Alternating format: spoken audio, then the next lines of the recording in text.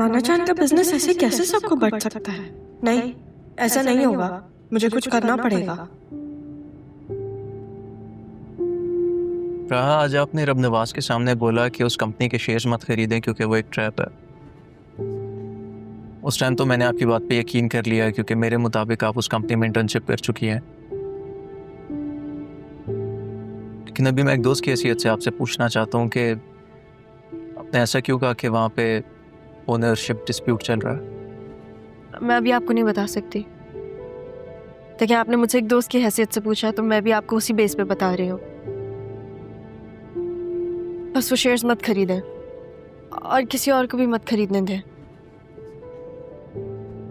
ठीक है, लेकिन राहा, मैं एक बिजनेसमैन हूँ। मैं अपना हर फैसला डेटा और रिसर्च की बेस पे करता हूँ। हाँ, अगर आप इतने यकीन से कह रही हैं तो फिर शक की कोई गुंजाइश बचती नहीं है। Thank you sir. सर, मुझे तो लगा था आप ये सब मुझे फ्रेंडशिप की बेस पे बता रही हैं। देखिए, अब आप बताएं या ना बताएं, मैं तो यकीन कर चुका हूँ।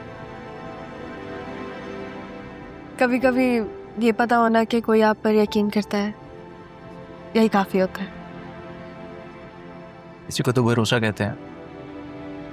वैसे मुझे अच्छा लगेगा अगर मैं आपका भरोसा वापस ले।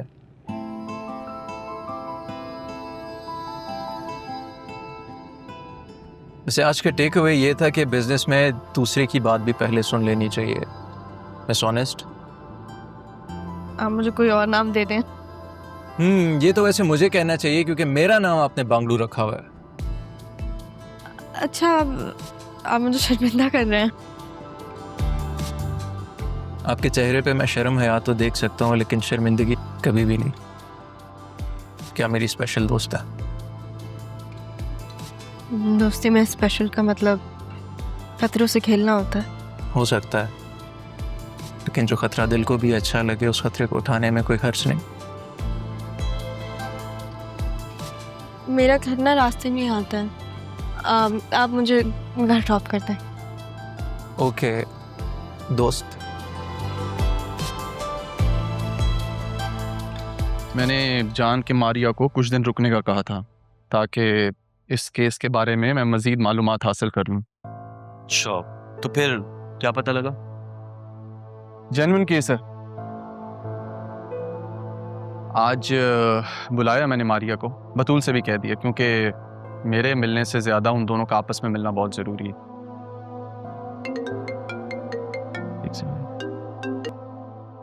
जी कबीर साहब। क्या मैं आपसे मिल सकता हूँ बेटा? काम था। जी बताइए। वो जरीउन के बारे में कुछ बताना था।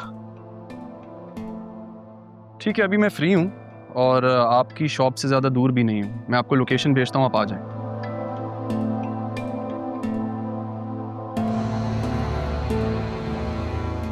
खैर, तो मैं यही सोच रहा था कि अब ये केस जो है ब्रो सीरियस हो गया, क्योंकि केस जेन्युइन है और मुझे चीज़ों का पता लग गया। सही है।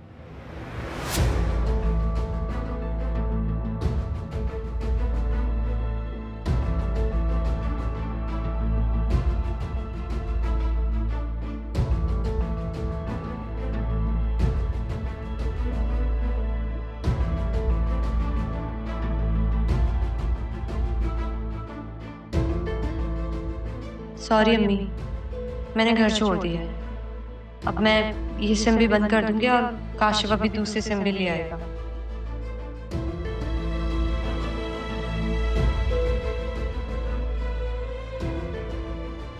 हेलो काशिफ, कहाँ पे हो तुम? मैं कराची लैंड कर चुका हूँ, बस आ रहा हूँ, रास्ते में हूँ। मौलवी को लेकर आता हूँ तुम्हारे पास। तुम थोड़ा सा इंतजार करो, थोड़ा सा, बस मैं आ गया। ओके।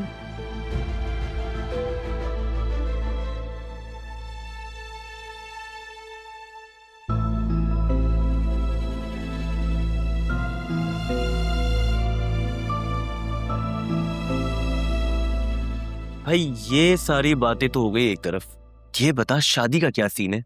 ये सब बातें एक तरफ करके तुझे मेरी शादी का ख्याल कहाँ से आ गया? बस यार, तेरी भाभी है ना, वो हमेशा पूछती रहती है कि अरमान भाई का इरादा बदला कि नहीं, और तो और वो अपनी बहन को भी यहाँ लाने का सोच रही है। फिक्र मत करना, भाभी से कहना मैं खुद आऊंगा उनसे मिलने और आके खुद मना करूंगा। थोड़ा सा नाराज होंगी, समझा देना। अरे नहीं भाई नहीं, तुझे खुद करनी नहीं है और मेरी हुई हुई शादी क्यों खराब करने पे तुला हुआ है यार। यार बन, गद्दार ना बन।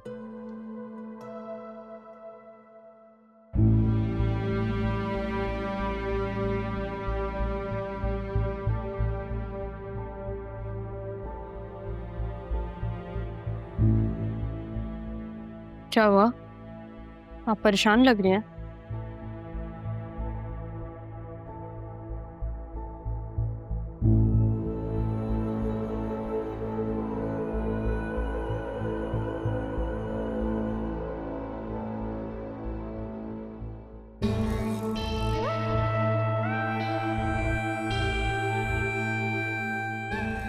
Sidra, I am so sorry यार, मैं थोड़ा लेट हो गया।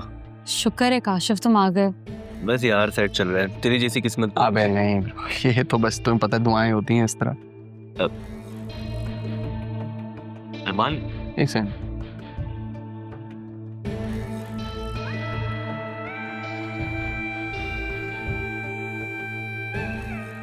मौलवी किधर है? वो मौलवी साहब एक निकाह पढ़ाने गए हैं, थोड़ी देर में आ जाएंगे। मेरे दोस्त भी उसके साथ है।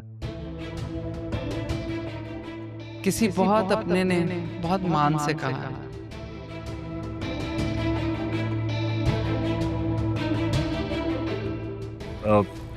तब तक हम लोग रेडी हो जाते हैं, रूम में चले। बहुत थक चुका हूँ यार मैं।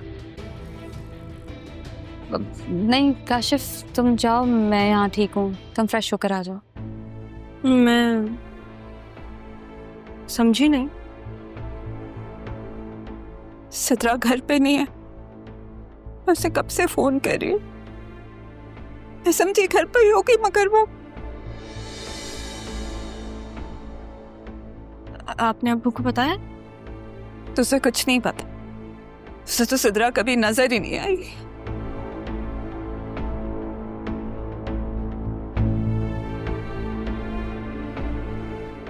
तुम कुछ कर सकती हो प्लीज। तुम तो बड़े बड़े बहुत सारे अहम लोगों को जानती हो ना। वो जो असिस्टेंट कमिश्नर था जिसने कबीर को थाने से भी निकाला था, उससे बात करो प्लीज। मेरी बेटी को वापस ले आओ।